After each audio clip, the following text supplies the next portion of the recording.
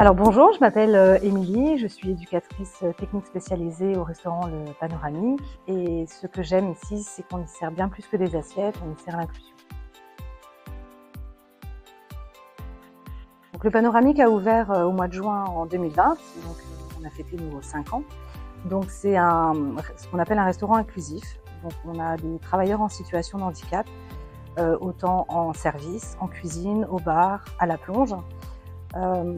Donc l'équipe encadrante est composée d'un chef de cuisine et aussi moniteur principal d'atelier. On a une monitrice d'atelier qui est seconde du chef en cuisine et moi, donc éducatrice technique spécialisée et chef de rang, donc je supervise toute la salle et le bar. Au niveau des travailleurs, on a 2 serveurs en salle qui sont accompagnés de 2 commis serveurs, une réceptionniste, un barman. Ils sont 3 travailleurs en cuisine et 2 travailleurs en plomb. Donc mon métier au quotidien, il va se jouer un peu en 2 temps. On a toute la partie sociale où on est dans l'accompagnement personnalisé du travailleur, donc autant sur les projets professionnels, sur leur gestion des congés, sur voilà, tout ce côté social. Et le côté chef de rang du restaurant, vérifier le plan de salle, prendre les réservations, négocier aussi les menus pour les gens qui réservent des grandes tables, l'élaboration de la carte, les commandes, les stocks, voilà, mais toujours en lien avec le travailleur sur les différents postes. Je fais aussi une formation en parallèle de sommelière, donc j'ai déjà passé mon niveau 1, donc ça m'apporte beaucoup en tant que chef de rang pour pouvoir élaborer une carte de vin et de m'adapter aussi à la clientèle. Ce qui me plaît au quotidien dans mes missions, c'est de voir l'épanouissement des travailleurs, leur montée en compétences, tous les projets personnels et professionnels qu'ils ont pu réaliser. Et de mon côté professionnel, c'est vraiment les échanges avec le client. Il n'y a pas un service pareil. De voir aussi nos travailleurs à l'aise, à discuter, à rigoler, à échanger avec les clients tous les jours. Donc ça, c'est vraiment du bonus, quoi. Voilà. Donc j'ai choisi ce métier suite à un stage de découverte en 3e où j'ai eu la chance de le faire à l'Institut national des jeunes sourds de Metz. Donc voilà, ça a été une révélation de pouvoir travailler avec des enfants en situation de handicap. Donc de là, après le brevet, j'ai passé un bac sciences médico-sociales et suite à ça, donc j'ai intégré l'IRTS de Nancy pendant 3 ans en apprentissage, où là j'ai eu la chance de voir plusieurs établissements médico-sociaux. Donc ça allait des maisons d'enfants à caractère social, on était dans la protection de l'enfance, dans l'handicap physique.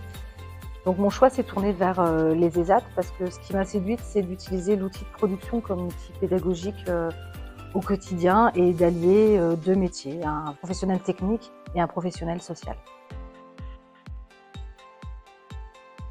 Ce que ça m'apporte au quotidien, c'est vraiment un sentiment d'utilité, de transmettre un métier, une passion et de voir la progression professionnelle des travailleurs. J'ai une situation qui m'a marquée, si je peux dire, sur ma carrière. C'est un travailleur, donc toujours à l'ESAT, bien sûr, un travailleur qui est venu faire son premier stage il y a quelques années, donc un stage découverte à l'IMPRO. Et donc il a été intégré assez rapidement à l'ESAT, donc il a été embauché, il est venu avec moi dans un atelier donc sur l'ancienne ESAT, où on a eu différentes productions à faire, notamment du nettoyage de véhicules.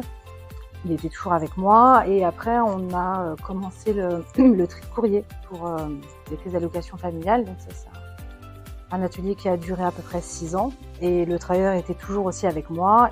Donc quand on a emménagé en 2020 sur Solidarité et cette idée folle d'ouvrir un restaurant inclusif, on lui a proposé s'il était volontaire de faire partie de l'aventure, chose à laquelle il a été complètement séduit. Et on a vu sa progression en 5 ans. Et un jour, il y a eu une opportunité de lui proposer une mise à disposition dans un garage pas très loin. Donc voilà, il est passionné de véhicules aussi. Donc il a commencé à faire une mise à disposition. Et le final de cette belle histoire, c'est qu'aujourd'hui, il a signé un CDI dans le milieu ordinaire Donc voilà, je peux dire qu'on a vraiment une réussite partagée entre lui, moi et toute l'équipe de voir cette belle progression. Ce que les gens ignorent souvent dans notre métier, c'est qu'il faut accepter les frustrations, il faut laisser le temps faire les choses, il faut vraiment prendre son temps, il ne faut pas être pressé. Il faut savoir aussi que quelquefois, ça peut nous bousculer intérieurement, qu'on porte aussi des situations qui sont lourdes, des parcours qui sont compliqués, atypiques, et qu'on se remet aussi beaucoup en question. Donc pas forcément une anecdote, mais plutôt les perles du panoramique au quotidien. Voilà, ils ont beaucoup de spontanéité face aux clients. Une comme ça qui me revient tout de suite à l'esprit, c'est un client qui demande la provenance de la viande qu'il va manger. Et la jeune serveuse lui dit oui monsieur, donc la viande, la provenance, chambre froide numéro 1. Et moi j'étais en retrait, donc j'avais envie de rire, de sourire plutôt.